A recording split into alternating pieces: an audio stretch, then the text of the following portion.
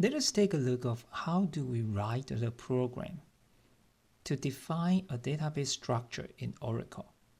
So this lecture is serving as an overview for the data definition language. We will have more detailed data definition language programming classes to discuss how do we really write a program. But for this lecture, I want you guys to see what is a DDL looks like when you write a program in Oracle. Remember this picture? This picture saying that if you're going to create a database, you need to start with a mini world application, try to understand it. And then based on the mini world requirements, like our company database, we need to go into the data requirements as well as functional requirements. You did practice this part in your project number 1. And then based on the data requirements, you look into the conceptual design, which you try to define your ER diagram or EER diagram. So that is actually the part that we have discussed. Then we will move on. Once we have designed our ER diagram, we will move on into how do we map that ER diagram into the relational schema diagram, which is the topic we just finished. And finally, we will move into the coding part of the Oracle DDL definition to create the structure, which is really performing the relational schema diagram you design. And then we learn how to load the data into the database and make the queries out of it. And based on the data that you have created the storage to store those, you also need to implement the functional requirements on the other side to form the query functions in your database. That is the whole structure of the database design. Of course, we are at the level of be able to convert that design into the relational schema diagram, and based on the relational schema diagram, we learn how to write Oracle DDL code to really implement your design. And you can see one more detail is that on the design phase, it is not DBMS related. It is DBMS database management system independent. But after that stage, when we start writing the code, it will relate it on what software or DBMS you use to write a program.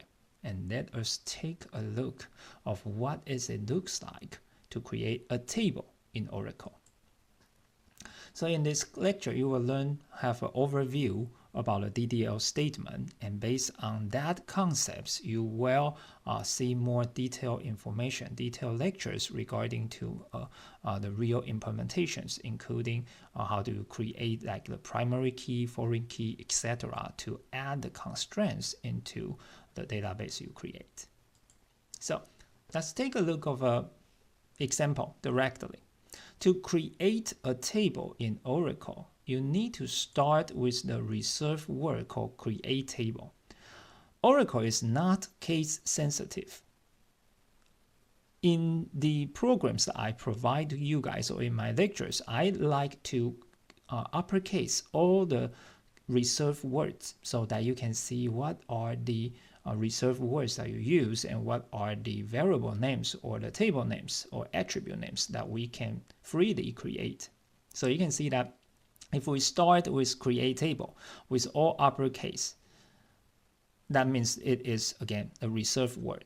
Even if you put all of those things in lowercase, the Oracle will still be able to read it. Now create table student, that means I want to create a student table. After that, we will need to define what the table looks like. So you need to start with a parenthesis indicating the following codes are the codes that I want to do.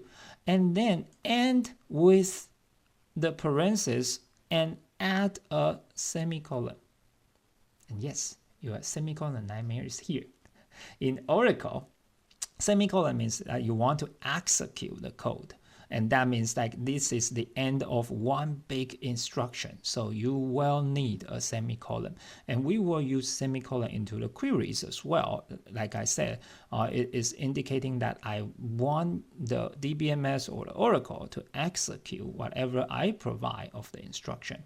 So that gives a creatable structure with an open parenthesis and a closed parenthesis and with a semicolon. Inside of the parenthesis, you can start defining the column or the attributes. So you can see that the very first attribute that we create is called student ID. Obviously, this is going to be something that we want to use as the primary key, and we define the data type. Not only the data type that is going to be CHAR, but we also need to provide the size of that data type. I have some slides to talk more details regarding to the data type following this slide. You will end with this column or attribute creation with a comma here, indicating, hey, that is one attribute I want to create, providing the name, providing the data type, providing the size of the data type of the declaration. And then we look into the last name, first name. Now we will see some very interesting data types that are only available in Oracle. That's called varchar2. That is going to be the variable CHAR data type. It can have a variable information to be stored in this data type. The 15 indicating that we can create as large as 15 spaces, and then whatever user input, like my last name is CHEN, it takes only 4 space, and then it will save all other spaces. In database design, the space is actually very crucial in terms of the storage space, and that's why we need to be as precise as possible. You can see that after the name of the column, the data type, the size of the attribute has been defined, we add something called constraints over here, and then give a constraint name and then specify what kind of constraints I want to put over here. These are the constraint definitions of the attributes that we try to create in this table. And again, we will have some more slides to talk about the constraints. That's saying that we are able to add the constraints to the attributes that we are creating. Those constraints including primary key, foreign key, non-null, check, etc. So you can see that we will have all of these things that can be added over there. After the last name and first name attributes are created, you can see that we try to create the address information. Starting with street, city, both of them are varchar because there can be any size of the words that can be input over there. State, we have some abbreviations over there. We can also set up as default for New Jersey. And then zip code. The zip code is actually a very good example of using CHAR because that you know it's going to be 5 numbers that you want to put in over there, and those numbers are not really numbers because we cannot do any calculations on the zip code. I mean, we can do some calculations on the zip code, but it won't make any sense out of it.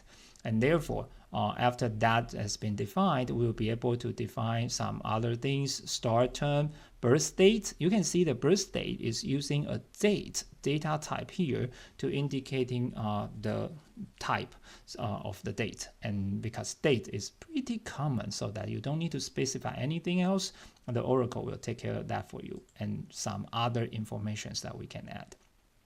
So you can see that at this stage, we are able to create all the attributes that we want to develop for the student table. And while we are doing those attributes definitions, we call this part of the code as the column level definition. So in this case, we would be able to add constraints, almost all constraints at the column level. And on top of that, after we define all of the attributes, we will enter into what we call the table level part of the code. So you can see that once we define all the attributes, it is the place that we are not going to define any more attributes, and we will enter into a zone called table level. So we can also add the constraints at the table level. Obviously, by looking into this case, you will understand that we add a constraint, give us constraint name, indicating I want to set up the primary key for the student ID as our primary key. So you can see this is a primary key constraint. We can totally add this constraint when we are defining the student ID as well. So we will discuss more about the constraints that we want to develop for the table creation. So this is, I give you an overview of what it looks like to create one table. Obviously, in your database, you have more tables need to be created, and they would connect with each other through the foreign keys. And we will discuss everything in the DDL topic of the Oracle implementation. So you can see now a table is an object that can be stored data in Oracle database. When you're creating a table, you must specify the following things. You need to talk about what is the name of the table, in our example student, the name of each column, data type of each column, and the size of each column. And obviously constraints that you want to add into the table. The constraint is not listed over here simply because it is totally possible that after you create the whole table without adding any constraint, that's totally fine. It's just that you can add more constraints to the table when the table is created. So Oracle provides you with the following different constraints. You will be able to specify the primary key, and sometimes the primary key are composite primary key, indicating that more than one attributes are underlined. To define the foreign key in the table and that reference another table's primary key, we can also do that. We can set the data validation, so that say the total amount of hours you can work and not more than 40 hours, something like that, to specify whether a column can be null or specify if a column should have unique values only.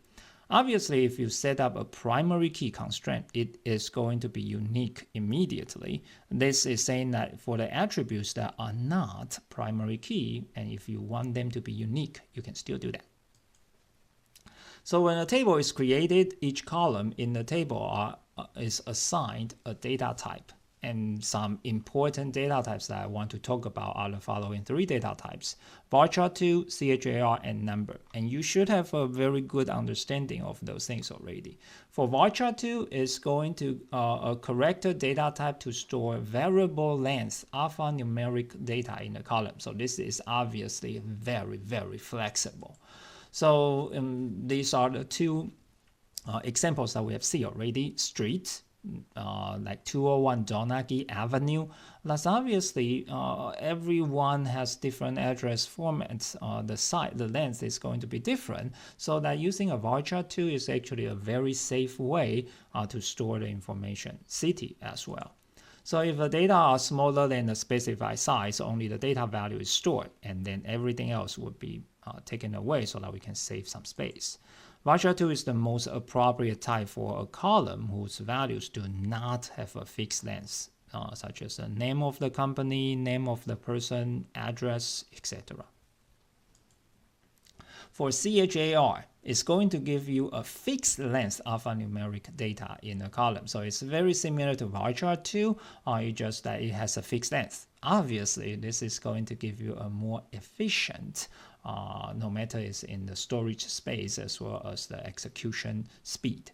The char data type used to store more efficient and process data faster than the varchar2 type. So if you know the exact numbers, how many numbers that you need or how many characters that you need, you want to use char instead of varchar2.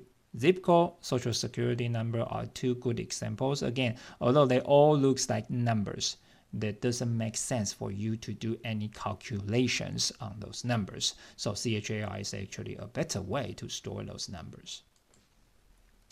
Number. The real numbers that we are going to look into is actually have several variations, and it is very interesting to take a look at this. Number, an integer is a whole number without any decimal part. So you all know that.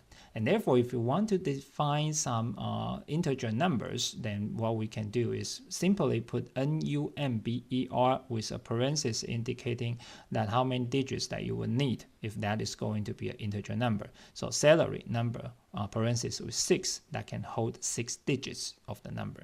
So what if someone is making 7 digits?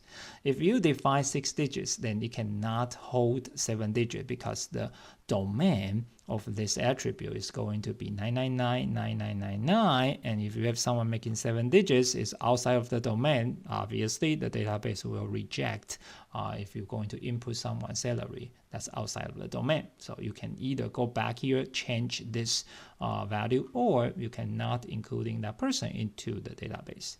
Age is the same thing. If we put number parenthesis of 2, that means you can hold some numbers from 0 to 99. And if you have someone that older than 100 years old, then sorry, this database cannot hold it. Therefore, when you design a database, you also need to put all of these things into consideration when you are implementing the database. The number data type is used to store negative, positive, integer, fixed decimal, and floating data numbers. So if we are not really only holding the integer, we need to make some changes. So when the number type is used for a column, its precision and scale can be specified. When we are specifying 2 numbers instead of 1, that is when we can hold some decimal numbers. So precision, indicating the total number of significant digits in the number, both to the left and the right side of the decimal point. That means how many numbers that you need to hold for one single variable. That's very obvious, right? And the computer need to generate right amount of space to hold that number. And how about how can we handle the decimal? The scale is the one that we're going to help us to do that. Scale is the total number of digits to the right side of the decimal number.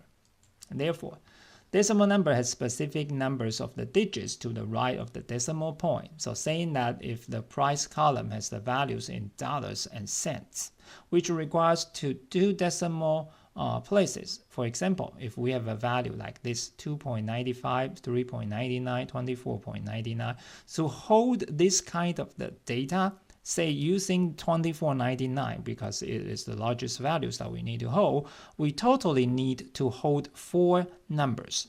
So the precision is 4. And since there are 2 numbers on the right side of the decimal, the scale is 2. And therefore, if we could put number 4 and 2, that's going to be the right number to hold the values that we are looking at.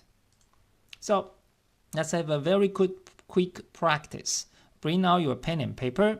You don't need to submit this one. This is something very simple, but I want to make sure you guys understand about it. Saying that we want to purchase a house, and the house is going to cost $150,000 and $00. So saying that we want to hold this type of the value, what is the right data type and size to design for this attribute? So please write down whatever you think it is. What is the right number design? Obviously, you need 2 numbers to put in here so that you will be able to hold this whole numbers here. The answer is going to be number 8 and 2, because totally we have 8 numbers and 2 numbers on the right side of the decimal. So the precision is 8 and the scale is 2. So that is how we will be able to look into the numbers. A floating point decimal numbers has a variable number of decimal places. To define such a column, say now we are doing some scientific calculations, they can go pretty large, and we don't really want to specify the precision and recall, but we still want to hold a number. So when that is the case, we can simply use number, number, the same data type without any parentheses.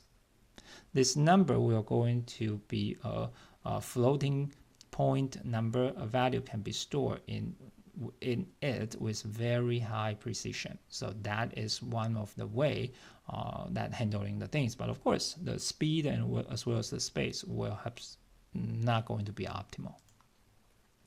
So now if we take a look of the student table creation example, you can see that for most of the data types that we have defined over here has been discussed, and the date is simply the date. Now, this slide tells you that other data types that you can use. So basically have covered the first several ones over here. They are just like your C++ of Java has many different kind of data types, but you usually only use the one that frequently used. This table shows, of course, not a complete list of the data types that you will be able to use in Oracle.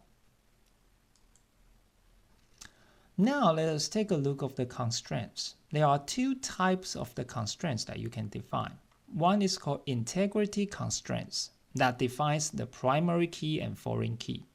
For value constraints indicating null, if null is available, if unique need to be satisfied, or non-null is going to be reinforced, those constraints are called value constraints. And therefore, you can see that the primary key and foreign key are considered as integrity constraint. In Oracle, we usually want to use the abbreviation of PK and FK to indicating the primary key as well as the foreign key. And in the Oracle DDL code, primary key is actually the reserved word. Foreign key is actually the reserved word for creating the constraints. The same thing for unique, check, and non-null are all the reserved words that we can use to create the constraints. Here are some abbreviations that we can use in naming constraints, in giving the name of the constraints. And we want to talk a little bit more about these constraints things over here. So you can see that if we take a look of the student table again, you can see that at the column level, we define two constraints. So how do we define constraints? We simply put the reserved word constraint indicating, hey, I want to create some constraints. After that, you need to provide the name for the constraint. And you need to understand, when I see the name of the constraint indicating it's just a name, just like when you're creating a variable name, it's not doing really anything. It's just a name of the constraint, but the reserved word here is doing the work, the real work. So that if you put not null, that indicating this last name cannot be null, basically. So you can see the red parts is the one that I want to show you highlight that these are the parts that the computer really cares about. So again, we would be able to create these 5 constraints in Oracle, and the reserved words are going to be given in this slide over here. So a constraint can be created at the same time that table is created, or it can be added when the table is created. And therefore, there are 2 levels where the constraints is defined. One is the column level, indicating that when you define each column, you also define the constraint. That's what we call the column level. And you can also define the constraints after all the columns are defined inside of the table creation, or later we can learn how do we do alter table so that we can add more constraints to the table that we already created. So if we try to create a column level constraint, reference a single column and it's defined along with the definition of the column. We see some examples over there. We can create any kind of the constraint. All constraints can be defined when the column are defined, except composite primary key. Because composite primary key will take 2 attributes or more to be specified as the primary key. So if you do 1, saying that this is going to be the primary key, and when you try to define the next one at the column level, you are kind of conflicting with each other. So you are saying this one is going to be the primary key, and how about the next one? So you will have some error messages over there. And therefore, if you are creating some composite primary key for the table, it has to be defined at the table level, indicating that you have defined all the columns already, and now it is time for you to specify the composite primary key. For the table level, you can create all kinds of constraints at the table except not null. not null has to be defined at the column level, because when you defining this attribute, you should know it can be null or not already. So that is the only exceptions for the constraints to be defined in the table level constraints. So you can see that we can define some column level constraints, we can define some table level constraints. Now, the last thing I want to discuss with you guys in this overview is the naming of the constraint. So try to observe, how do we name a constraint? If you see this, you can see this is actually a very object-oriented concept. Starting with the table name, underline with the column name, which is the attribute name, and underline, we use some abbreviations that we see earlier to specify the whole constraint. You need to understand, again, this is only a name. You can put your name here. You can put cat, you can put dog, whatever you want, because that is the name that we want to give to the constraint. Later, you can list out all the constraints in your in the database that you created to search for the information. But understand this, if we use a systematic way to give the name, not only you will not have duplications of the constraint name, but also you can understand what is this constraint trying to do by only looking into the constraint. So look into this one.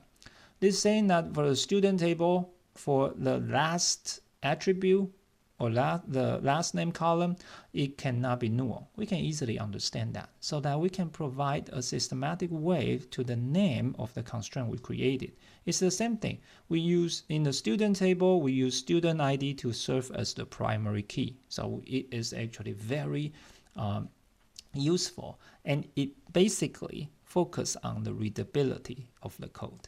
And therefore, if you try to create the constraint name, you want to use the table name, underline, column name, underline, and with constraint type with the abbreviations over here, so that we can easily understand the name of the constraints. So for example, again, even though we look into some tables that we have no idea, by looking into the constraints, say EMP, the employee table, using DEPTNO, department number, as the primary key, so that we can be able to understand what is the constraint trying to do for the readability issues.